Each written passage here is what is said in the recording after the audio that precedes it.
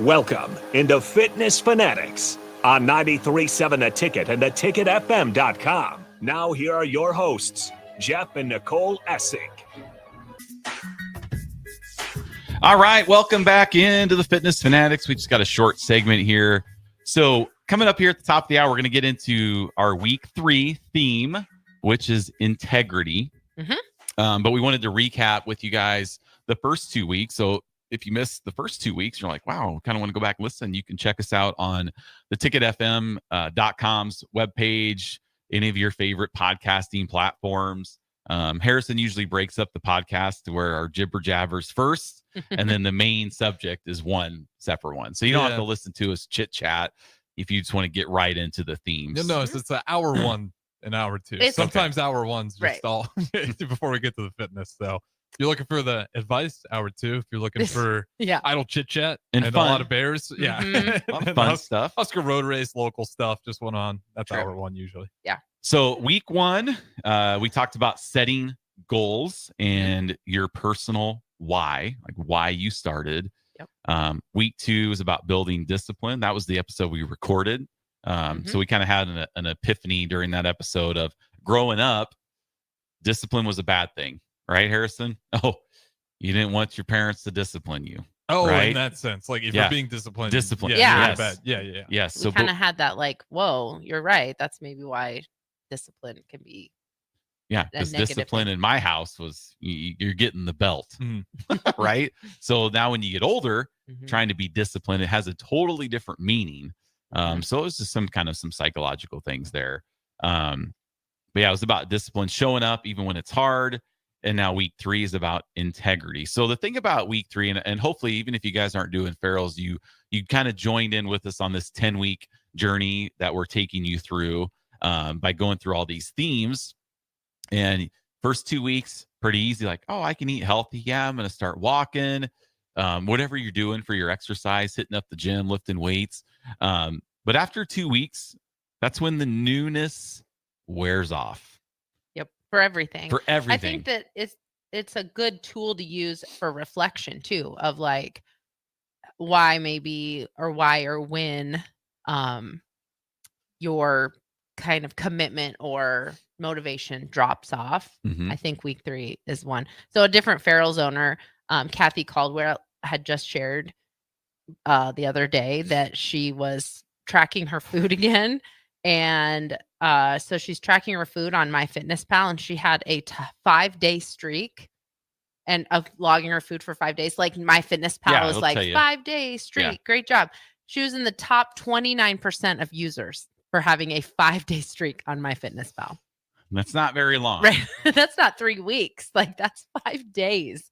You're in the top 29%. I thought that was interesting. Like the psychology of being super motivated to do something, but how quickly that motivation goes away. And then you have to rely on other things like the stuff we're going to be talking about, your goals, discipline, integrity. Yep. So that's why it can apply to multiple things. To really anything. Yeah. Even starting a new job, right? You're 2 weeks. Like, I think integrity is one that you're just like, integrity, what does that have to do with my health and fitness? Well, we'll talk about we're going to talk next about hour, that. But yeah, we're going to talk about in the next hour. It so does. It's all kind of goes together. So again, been taking you on not just hopefully our 10-week challengers are listening, or they will listen at some point. But even if you're not joining us at Ferals, going through a 10-week journey of your own, just trying to be healthier people. You know, we're not trying to be in fitness competitions, and we're just trying to be the healthiest version of ourselves and the strongest versions of ourselves. So that's something we talk about a lot in our gym, is we're not trying to be the lightest, smallest version, because sometimes the smallest version can be an unhealthy version. So we want you to be the strongest version of yourself and the healthiest version of yourself. So coming up here at the top of the hour, we will get into integrity. So we appreciate if you want to, chime in, shoot us a text on the Sartor Heyman text line, 402-464-5685. We'd be happy to answer any questions you have along the way. So we're going to throw it to break, and we will be back here at the top of the hour. Welcome into Fitness Fanatics on 93.7 The Ticket and theticketfm.com. Now here are your hosts, Jeff and Nicole Essig.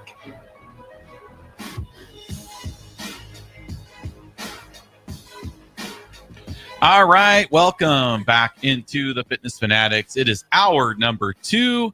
We're going to be talking all about integrity and how it applies to your fitness journey. But first, top of hour 2. Hour 2 is sponsored by Modern Woodmen of America.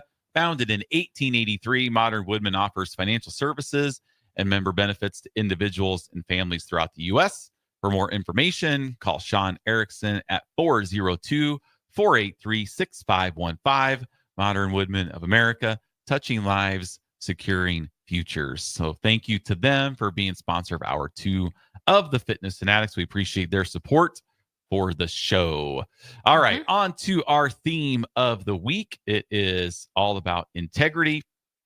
So Nicole, where do we want to go first here? Well, I looked up, the classic tip of looking up the definition of integrity, because I think that most people think of integrity and you think of honesty, which is an important part of your fitness and health and fitness journey, because you have to be honest with yourself. You do have to have integrity of staying committed to what you said you were going to do.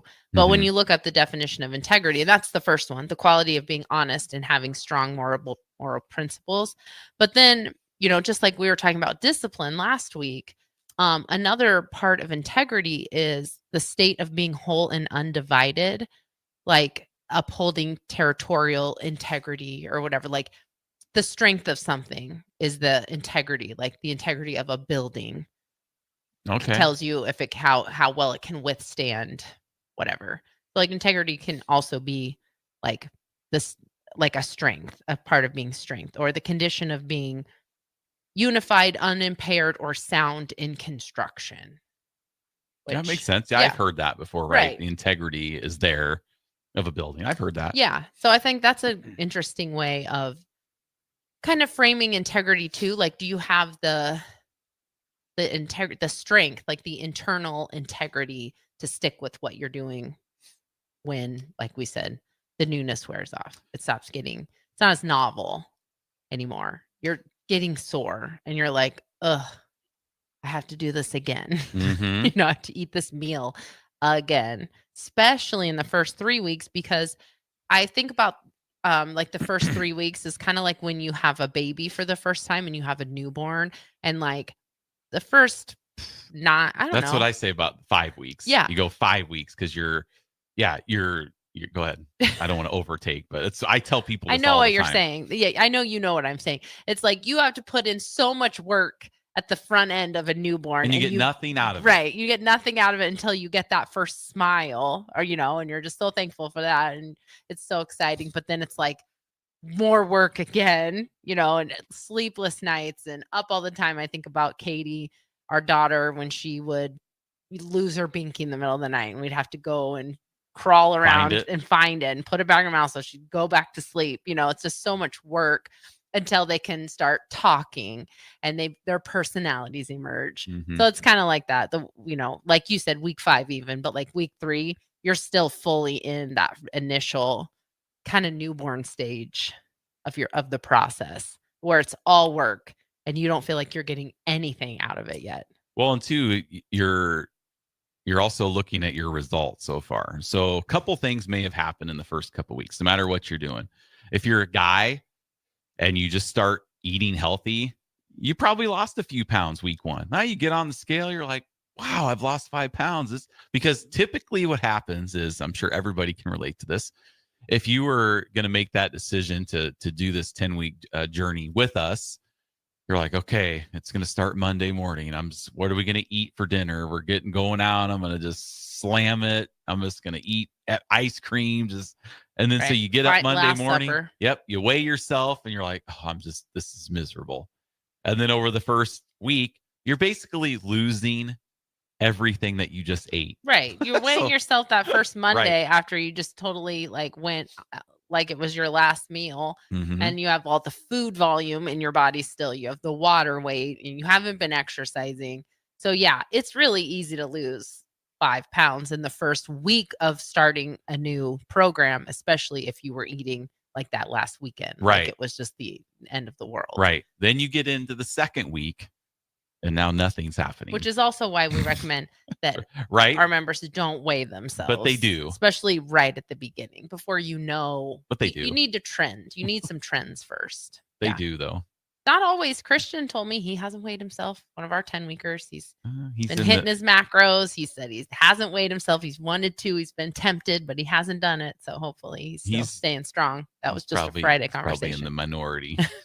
Well, it probably takes time too, doesn't it, for your body to start choosing to get rid of the 100%. excess, because it's used to just like holding on to everything all the time. Yeah, and you're not like moving. Once you're moving and you're sore, like I don't weigh myself every day, but I'm going to tell you right now, there was no part of me that was going to step on a scale last week when I was so sore I could barely walk, because I guarantee you I was retaining a lot of water. I had a lot of extra just weight because my body was trying to repair the muscles. So like if my legs are super sore where it hurts to go up and down stairs, sit down, I don't weigh myself because I know my weight is going to be temporarily up while that healing process is happening. So yeah, that's happening. You're getting water weight loss by eating a little bit better, exercising more, but also your body's in a constant like higher state of inflammation, which is a normal part of exercise, especially right at the beginning. Yeah. So that's another reason why you could gain weight potentially in the first couple weeks as you get more capable in the workouts and more sore. Well, that's the way I understood it. You guys can tell me if I'm wrong, but like if you're, say I haven't worked out for 10 years and then I do work out for 1 week, my body's still going to hold on to it. It's like, listen, buddy, like I know you're going to go back to not doing jack squats. So you need to hold on to this excess calories because you and you think about it where like our body does not like change. Our body likes equilibrium. It likes to stay the same. So yes, you may find that you're increasing your exercise, you're moving more because you're exercising, but at the end of the day, your net movement is the same because maybe you're exercising and you're super sore and you're really tired. So instead of going home, you go work out, you go to work, and then you go home and sit on the couch instead of not working out, go to work, come home, you mow the lawn, you do all this extra movement that you were already doing. And then you cut that out when you start exercising because you're just tired and sore and you don't want to do it. So that's a lot of where that comes from, where it's like, you think you're doing more than you really are, but in the reality is your body is like really trying to even that out by like making you sit down more and just be more sedentary the more you exercise. Yep. So if you're not aware of it. Yeah. So we have all these emotions and you might be thinking, well, how do you guys know that? Well, I'll tell you how, because we've done 49 10-week challenges in the last 12 years. So we have seen 4,000 or 5,000 different people go through this 10-week challenge. All walks of life, all different, occupations and life, whatever, single people with multiple children, people, newlyweds, newly divorced, like every example you can throw at us. We've seen it. So that's just kind of how we know from experience. So when we get to week 3, it's like you're dealing with all these emotions. You're like I said, you're not losing any weight, you're sore, you're just, why am I doing this? It's like having the baby where you're getting nothing out of it. So when we get to week 3, it's just the newness of anything really wears off. So that's when integrity comes out. So integrity is basically doing what you said you would do even when no one is watching.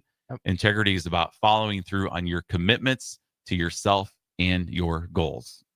So it's a good time for reflection to be like, okay, I know it's only been 2 weeks, and you might think, well, that's not very long, but it is. It goes so fast. It goes so fast. I mean, the Wednesday, we're going to be 25% done with the 10-week challenge already. And it felt like it just started just a few days ago. Yeah. It's pretty crazy. So integrity builds trust with yourself and others. Just like in life, integrity in fitness means keeping your word. Okay. So what does that mean when it comes to our 10-week challenge? Well, you made a commitment to go 10 weeks, right? Yep. You made a commitment to, well, even if you're not doing the challenge, you made a commitment to yourself. Maybe you made a commitment to your spouse. You made a commitment to your teammates at Farrell's, your coaches, Nicole and I, that your trainer, if you're training with somebody or your training partner. Yep.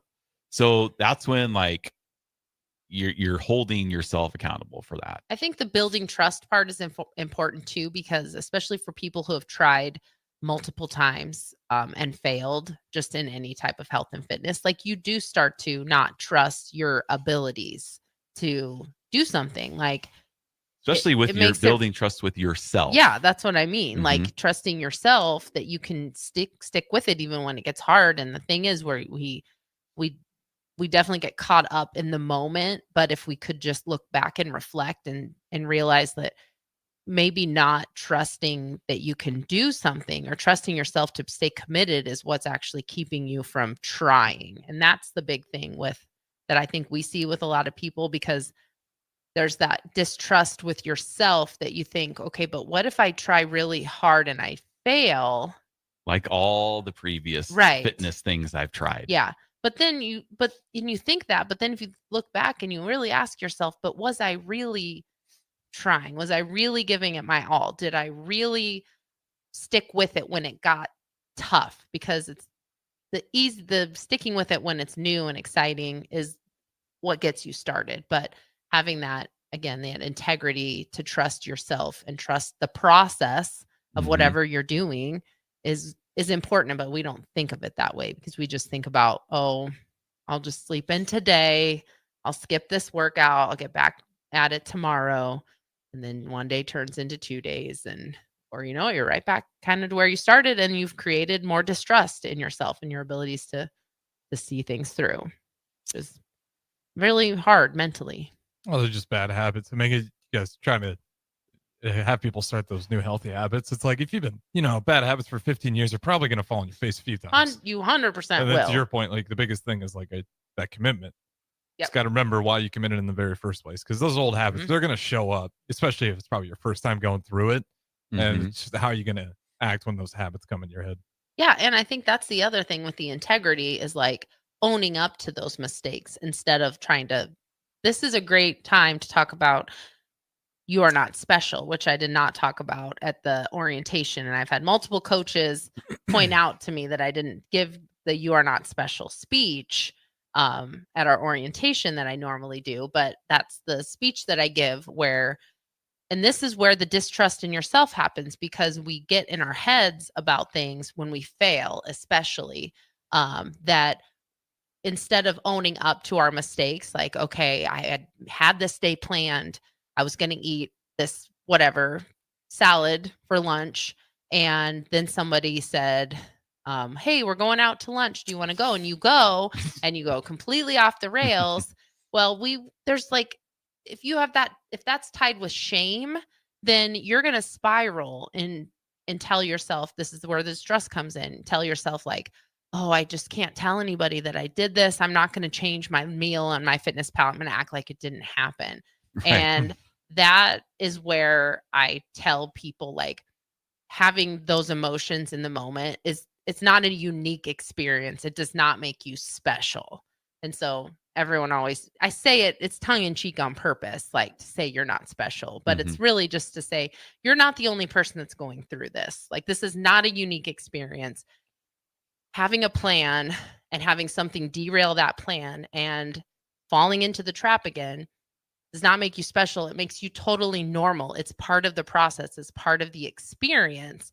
And having the integrity to kind of own up to that and just get back up, dust yourself off, get back on track with the very next meal. Don't let it turn into, well, I went out for lunch, so we might as well order a pizza for dinner. Yep. The day's ruined. Have ice cream at night. So that's where like the you are not special speech and integrity is really where it applies the most, because it is a matter of having that strength, the integrity to pick yourself back up when it happens. It's going to happen to everybody. And if it doesn't happen to you, then you probably didn't need to try to commit to 10 weeks of being, consistent with something, because you're already consistent with it. It's like right. A lot of the influencers that I kind of watch or listen to, consume their content on like YouTube and stuff. A couple of years ago, intuitive eating was a big thing. People talking about what's intuitive eating. Intuitive eating is like,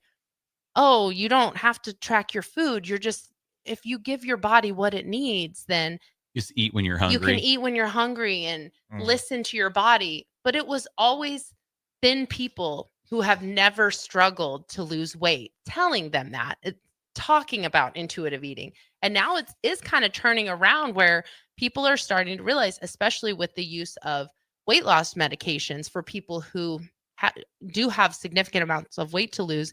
And they're really shining the light on the food noise now of how I just think a lot of people in thin bodies didn't understand how much time and mental energy was being consumed by people with food.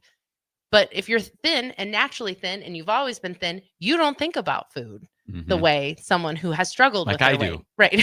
So it's like, right. It's easy for someone to say that when they've never struggled with it. And I've seen just very recently a couple influencers kind of backtracking on that a little bit and realizing, okay, I do understand how that might have been a little best case scenario. So it's like, yeah, somebody who can intuitively eat and live in a thin body probably doesn't need to commit to 10 weeks of like lifestyle and behavior change because it's already a part of their lives. So I think that's kind of a big part of that. Like you said, Harrison, when you mess up, own up to it. We're all going to make mistakes. And it's really, it both ways, it's really just about making more positive choices than negative choices. Like I always think back to like, the scales on, on the Goonies, right? One-Eyed Willie's little scale where he has the coins. And it's like, you want to be putting your coins on more positive decisions than negative ones. Like if you say you're going to show up for class and you show up, each time you do, you're reinforcing your belief that you can count on yourself because I said I'm going to be there and I was there versus you saying you're going to be there and then you're not there, because that's when it's like, and we see this all the time. People will I'll text people, I'm going to be at class Monday. They're not at class Monday. And I never see them again. Because it's like, it's that shame part. Right. It is. It's like no one, you guys say it all the time. It's like no one cares that you miss. Like if we're sad, no, right. But we're not. If you walk in the next day, they're going to be even happier. Right. We just want to see you in. But it's like, it's that self-sabotage that we get ourselves in. Because I've had people tell me this. Well, I was sick for a week and now there's only 2 weeks left. And why finish? Right. Well, finishing something is huge mentally. Yes. Even if you're, like you're not going to sign up to continue on with this when your 10 weeks are over. Because not everybody does. Right. But hopefully you've built habits. Right. Where you can go and do something else and sustain those healthy habits and to keep your progress going, the changes that you've made. But it's like when I just quit with 2 weeks. I mean, we had people quit after week 9. It's like you have 5 days left, right? It's fine that you're not going to stay with us, but finish for yourself. Get your final picture taken for yourself, because that means so much mentally and psychologically that you're not going to be around, well, I quit again. I quit something. I quit. Right. Don't be a quitter. Right. And then how you define yourself. So it's just going to make the next thing you do harder to start and easier to quit because you've been telling yourself, well, yep, this is what I do. I'm a quitter. But again, that's the trusting yourself part about that, building the integrity building trust. And so someone who, starts a marathon training plan, but then doesn't run the race because they aren't trained for it, or starts Farrell's and, quits at week 8 or 9, totally skipped over that trusting yourself part of the process. Because if you did trust yourself, then you understand that even if there's only 2 weeks left in this, I can still give it all I've got. I can still finish this and then continue to build on kind of those habits, or just stay with us too, just because it works when you're there, when you show up. The program works. You just have to continue to work on yourself showing up. Right. It's about consistency over perfection, because typically it's more of the norm that our members and people, whenever you're starting something new, you're going to have stuff come up than just a perfect 10 weeks. Where you're not sick, your family's not sick, you're not going out of town, you miss a day, problems at work, problems with your kids. We all have problems on a daily basis. So, even though you're when you miss a workout, or having a tough day, it doesn't mean that it's a failure. What matters is your decision to get back on track, because that's what you're committed to. Yeah. So not everybody has perfect attendance. And I mean, God knows that I don't eat perfectly all the time. But if you just let it spiral, you have a bad meal, but just get back on track. That's where integrity comes That's where integrity comes from. So yeah, well, let's take a break and then we'll keep this conversation going when we come back. Okay. So stay with us. 93.7 The Ticket, the Fitness Fanatics. Back to Fitness Fanatics on 93.7 The Ticket and theticketfm.com.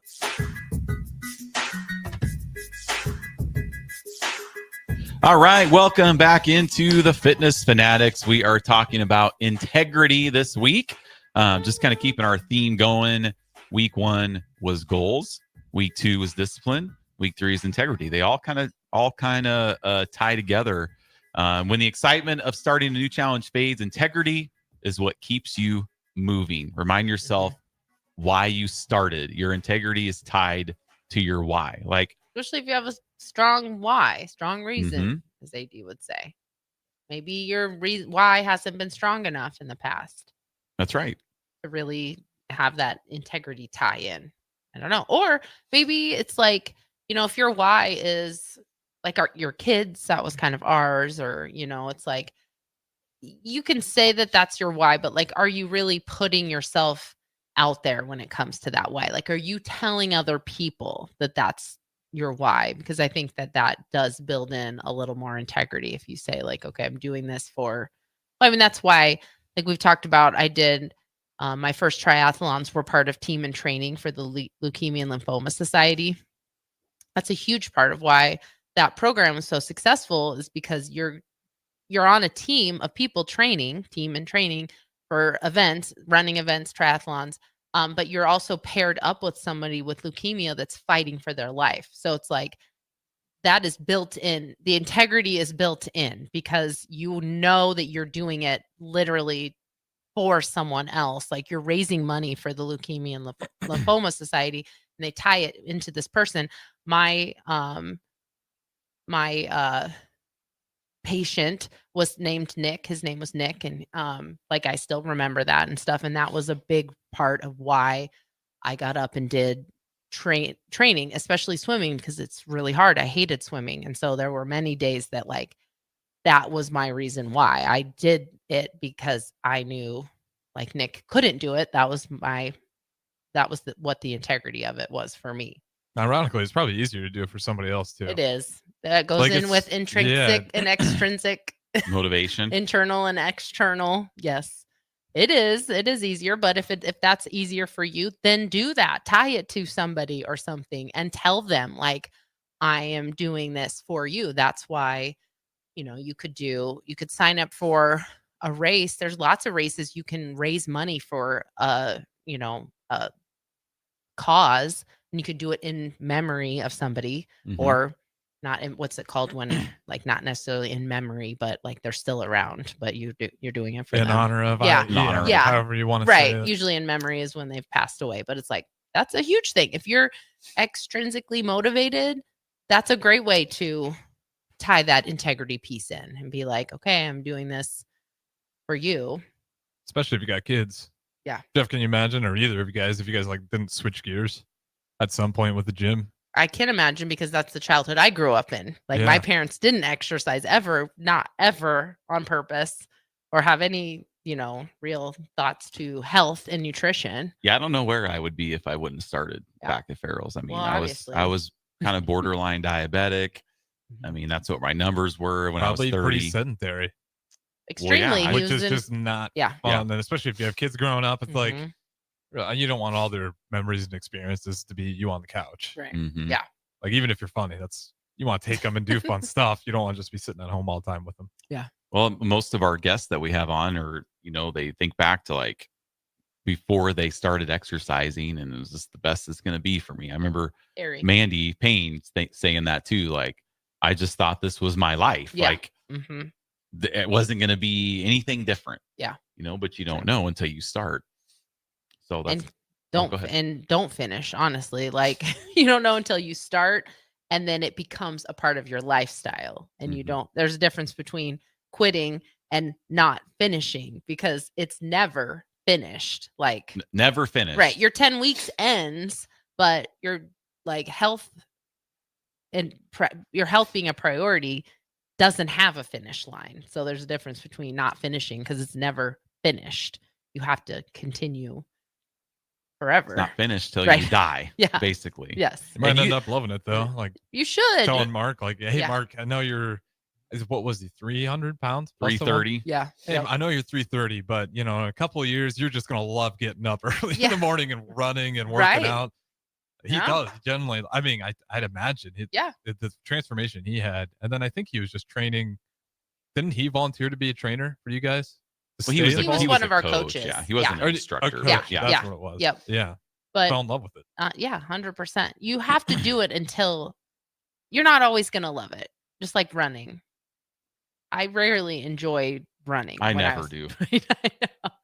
But you enjoy the confidence that it gives you. You enjoy just being able to like run a 5K. Like I'm actually pretty impressed that I was able to run that full thing, the whole 5K. It was definitely not the fastest 5K I've ever done, but honestly, I think I finished faster than I would have thought I would have if I would have been like, okay, I'm going to run the whole thing.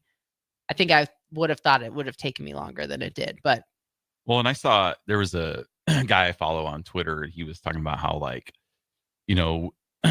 we complain if we have to log our food, where what we should be thinking is we should feel blessed that we're able to buy food, eat food, to be able to log it. That's right. True. Yeah. Because there are people out there that can't afford to buy food, and we're just or who don't have that is true. Privilege is a huge part of it, especially in health and fitness. And you definitely don't want to, because even if, like, growing up, my parents, I'll say, they weren't focused on health and nutrition, but also, we did rely on a lot of government assistance. So it's not like my mom had a lot of choices where she could decide, like, okay, we're all going to join the gym, right? And we're going to start doing this and that. There was never a time, especially when I was young, that I think my mom did not have the means or the mental capacity to make sure she was eating 130 grams of protein a day. Probably didn't even know what that was, what it meant. Right. So there is a huge part of recognizing the privilege of being able to make that decision. Yeah. So we should be grateful that we can do that instead of. True. But that's like, you could say that about a lot of things. I mean, I used to get upset when our DirecTV would glitch. Like, what? It's just. I have to do that with Wi-Fi all the time. Remind myself to relax. I know. Like, it's not the end of the world. It's so true. Read a book for 30 minutes instead of just sitting at the TV refreshing it like a madman. Yeah. Like, is there really nothing else you can do right now? That's us for sure. But it's hard to, it's easy to say that. Yeah. But then when you're in the moment and your stuff's like, your phone's not working. You're used to kind of a little pampered life. You're panicking because you can't find the remote. Yeah, it's like stuff like that. But when I read that tweet, it was also talking about exercising, like, or being able to afford to go to a gym. Like some people just they'll sign up for a year at Farrell's, just go once a month. We've had people sign up for a year and never walk back in the gym. Not very often. I can probably count on my hand less than 5 people, but we've had it before where they've committed to an annual membership and then they never come back. And we'll email, text.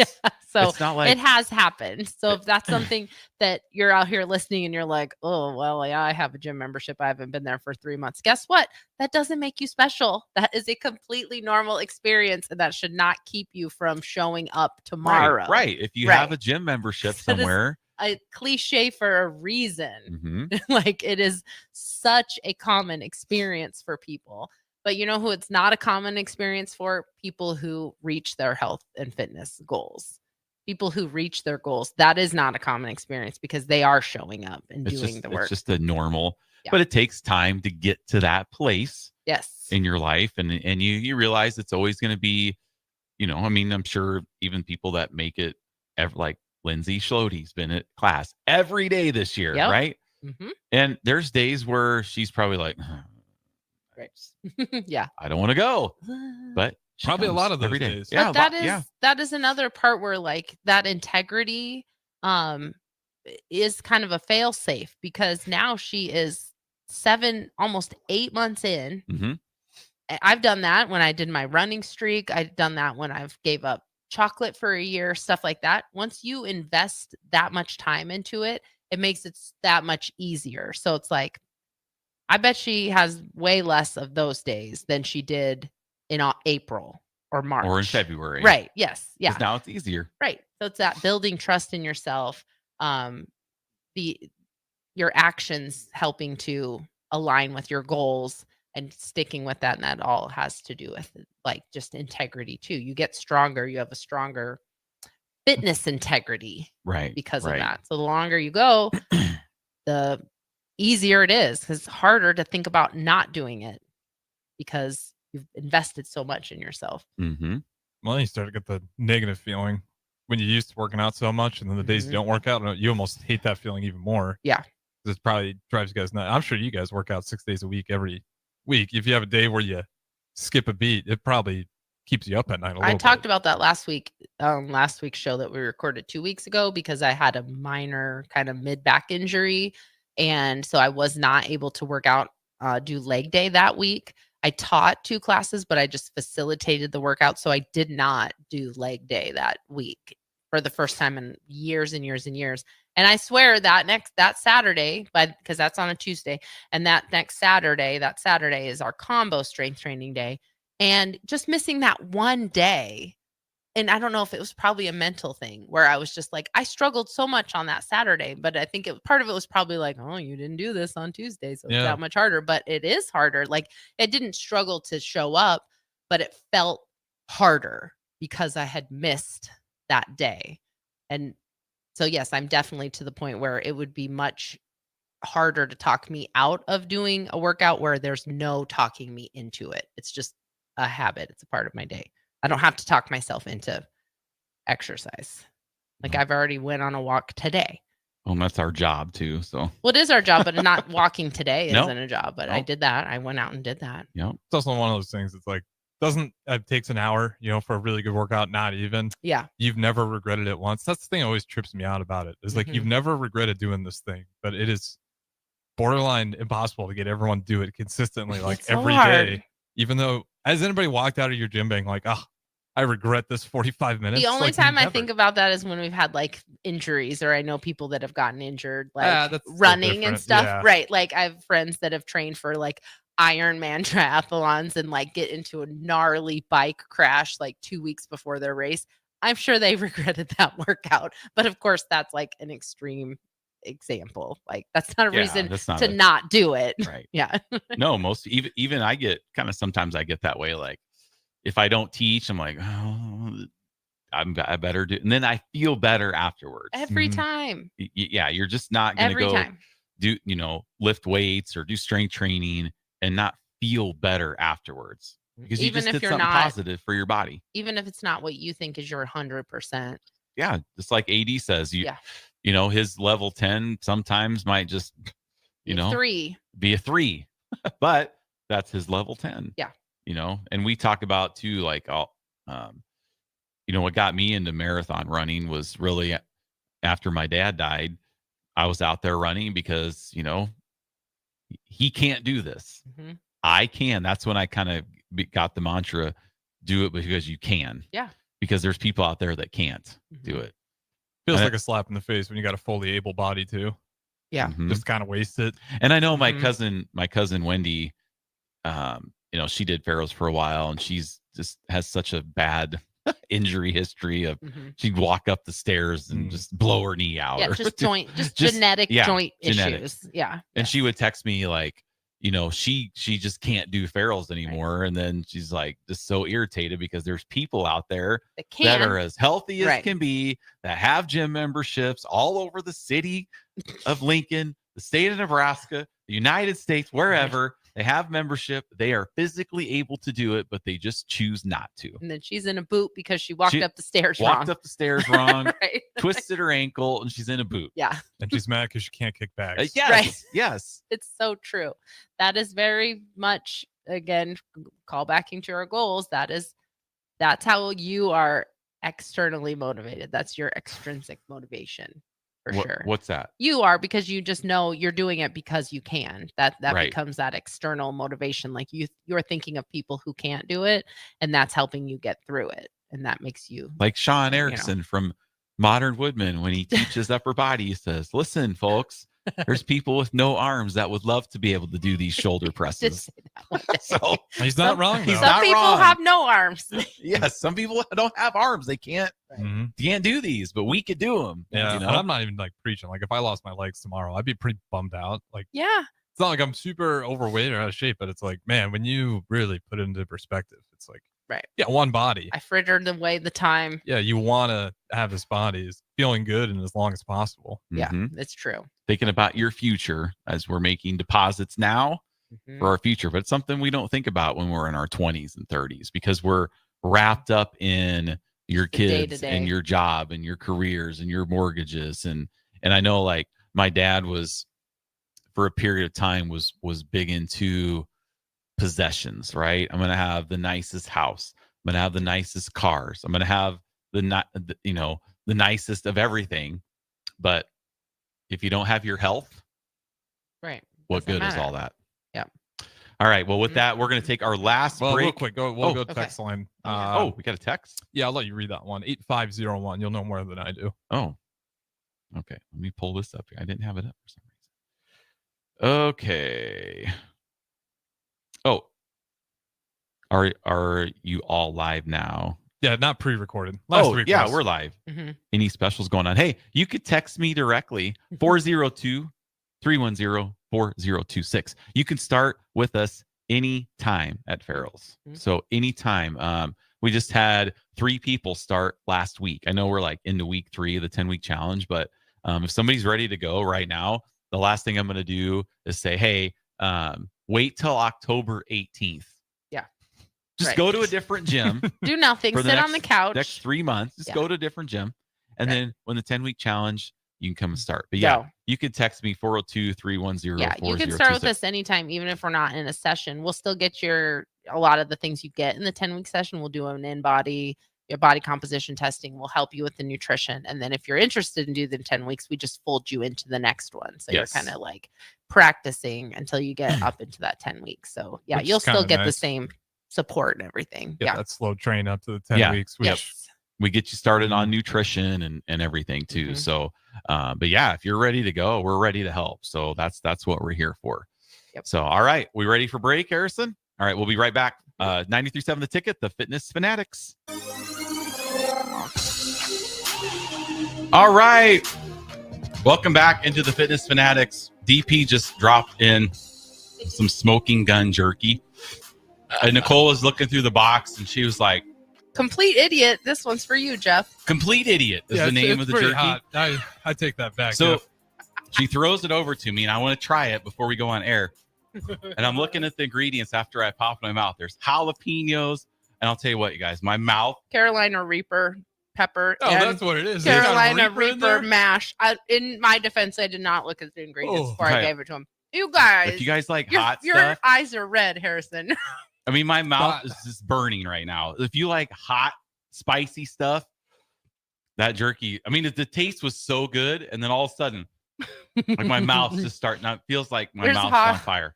Habanero powder, jalapenos, Carolina Reaper, 2 kinds. Did you try it? Yeah, I tried it. Oh, well, now I feel bad. Okay. Why? Because we're wimps? Yeah, so my eyes are watering. Oh, my gosh. It's hot. My mouth is hot. I can feel it, but I think your guys are overreacting. No, I took a big bite. I did too. And you guys took it first. You're like, oh, you're overreacting, Jeff. Let me have a piece. And now you're I did. It's hot. I did. I won. You're reacting the most. I wanted to prove that Jeff's overreacting, and now I'm. But then I did give you the what else did I give you, Jeff? And you said this is more maple and brown sugar. Okay. But I got to get this burning sensation out of my mouth at some point. Crowbait Tech chimes in and says, love hot stuff. Sounds like a normal Tuesday for me. If you like hot stuff, I don't think this is hot. I mean, no. It is hot to me, but I don't like hot stuff. But for people who do like hot stuff. Like when I think of hot, I think of it's like normal hot. Jalapenos and like the Fireball sauce that Pepper Jacks. That's pretty hot. This is I don't think anything with much more over the jalapenos. top. Like, but it's not getting worse. Nicole's trying to be very strong for the audience because I am just, my lips are just. That's what I'm saying. It's just on my lips right now. So every time I breathe, I can feel it. Yeah, I know. It doesn't really hurt, but when I can talk, feel it. It's just not that bad. I would not be a contestant for the hot wings challenge. The hot ones. No, that would not be me. I wouldn't get very far. Glass of milk does sound good. I know. I need some ice water. I kind of want to try like that first one of the hot ones just to see how it compares to this. Like it is hot. It's spicy. Don't get me wrong. I don't think I could eat the whole pack of it. Now you're just underselling it. Now you're trying to sound. I just don't want Jeff makes it sound like I'm lying, like I'm acting like it's not as. You're being tougher, I think. I am tougher, probably. Well, that's true. You have given child. I don't think I could eat the whole thing. Like I don't think I could eat. No.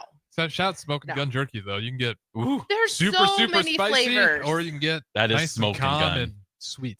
I grabbed a couple flavors. I think the Wicked Awesome was my favorite the last time we tried it.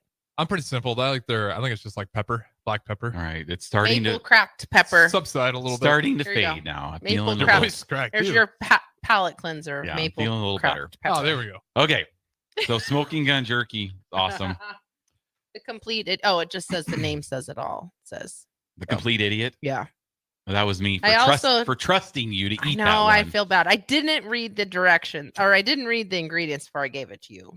There was a couple that said like smoking hot or something like really hot. I wonder what that tastes like. On the text line, I was talking about Pepper Jack's Fireball sauce. It is not cinnamon whiskey. No. Yeah, we're not doing cinnamon whiskey. It's like jalapeno and other sauce oil, and they call it their Fireball. You're not saying spice. Fireball is spicy. No, they're not spraying my steak on the grill with Fireball whiskey, alcohol. Yeah. Well, it might be actually pretty good.